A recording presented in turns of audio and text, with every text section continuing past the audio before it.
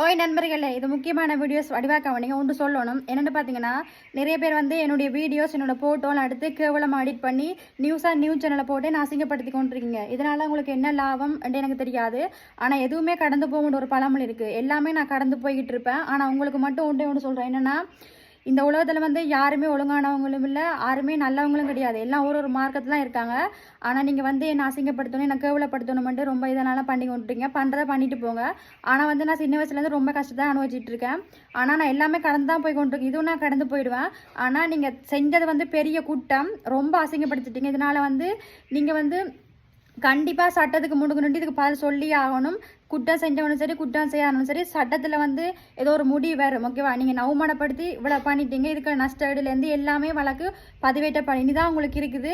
நீங்கள் ரொம்ப அசிங்கப்படுத்துறீங்க. இதுக்கு நீங்கள் பதில் சொல்லி ஆகணும். தப்பு செய்யாத ஒருத்தனா தப்பு செஞ்சோன்னு சொல்லி இப்படி தூண்டி விட்டு இப்படி பப்ளிக் அசிங்கப்படுத்துறதுக்கு கண்டிப்பாக நீங்கள் பதில் சொல்லி தான் ஆகணும். வீடியோஸ் இப்படி தட்டி விட்டு பிளாக் பண்ணிட்டு போகணும். அதுக்காக வந்து இப்படியான தேவையில்லை நியூஸ் சேனலை போட்டு இப்படி கேவலப்படுத்தணும்னு அவசியம் இல்லை. இதுக்கு நீங்கள் வந்து பதில் சொல்லி ஆகணும். சரியா?